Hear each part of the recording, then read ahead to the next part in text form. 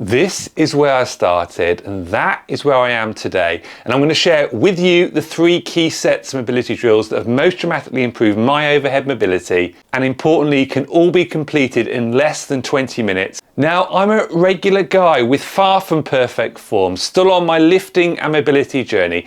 And if that's you too, then stick around as I share everything I've learned, studied, applied and found most helpful to get into better positions in barbell lifting. But before we get into the 3 keys for better mobility, it is critical we recognize what our bodies have or haven't been doing in the years leading up to today, and that dictates our starting point. For me, sitting, standing at a desk, years of dumbbell and machine weightlifting in short range of motion and skipping, warming up and cooling down properly with stretching, along with muscle strength imbalances we've picked up over the years, for example, overtraining chest or undertraining those legs and calf. Now come on guys, I know some of you hear me on this. Now let's get into key number 1. Now when we're looking to improve overhead mobility, it can help to start at the bottom. And I don't just mean the bottom position. Most people think shoulders, and we'll get there shortly, but we're going to start right down there.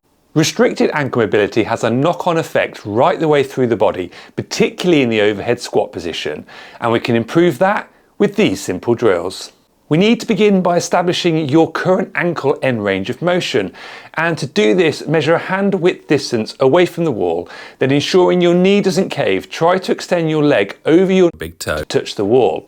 If you can't do this without lifting your heel, then try these exercises to increase your ankle mobility. Enter the squat position and place one leg behind you and ensuring your knee doesn't cave in. Now place a kettlebell or dumbbell or weight gently over your knee, and from there simply stretch over your big toe. Now keeping your heel firmly stuck to the ground, find your end range of motion and flex your toes off the ground. Now repeat this on both sides for 5 reps. This is an unusual sensation, so go gently. Secondly, now standing on the stairs, simply drop the heel of your foot, holding that end range of motion. From here, gently bend and straighten the knee to stretch the calf. Again, being careful to ensure the knee isn't caving. Repeating this for 5 reps per side. Now we're done down here, we need to head back up there. And on to the second key for better overhead mobility. Tightness in our chest and lats can cause issues with getting into strong positions for overhead work, and we can improve our mobility in these areas with the following 3 drills. A simple bar hang is a great way to stretch and flex those lats and chest muscles while getting your arms in the overhead aligned position, which will allow you to ensure you're transferring that barbell overhead load down and through the center of your body line. Do this drill for 2 rounds of a 60-second hold. If that's too long, start with 30 to 40 seconds and build up. A secondary benefit to this drill is it'll increase your grip strength over time. Next up, banded overhead squats is the second drill, and the goal with this is to build and maintain good shoulder stability under tension. What is great about these is you can do them anywhere and you need very limited equipment. Aim for 2 sets of between 6 to 8 reps. Thirdly, with a stick, UPVC pipe or barbell, carrying out a strict press behind the neck and dropping into the overhead squat position.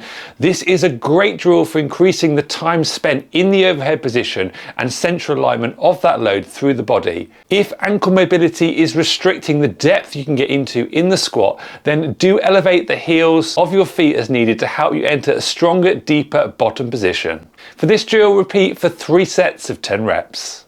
Now sadly, none of what I've told you so far is going to do the job unless we've also worked on the 3rd key, which is our shoulders. And for that, you'll see a lot of people suggest wall angels to help with shoulder mobility and external rotation.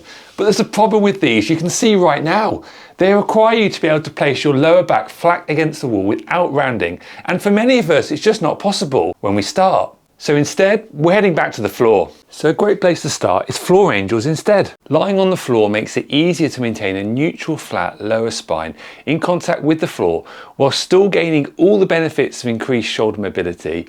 If you still struggle with keeping a flat lower back in contact with the floor, begin by lifting your legs to take them out of the equation altogether, and then gradually over time progressing to have them out in front of you on the floor. Elevated down dog is also a great movement to hold. It gets your shoulders into the correct position, helping you get to and maintain that head push through the window position when the barbell is overhead and with the arms nicely locked out. A secondary benefit you may feel is a slight stretch down your hamstrings, but the elevated position does keep the majority of the stretch focused on the upper body and in the shoulder position. The final two shoulder mobility drills I first came across in the mobility app Pliability.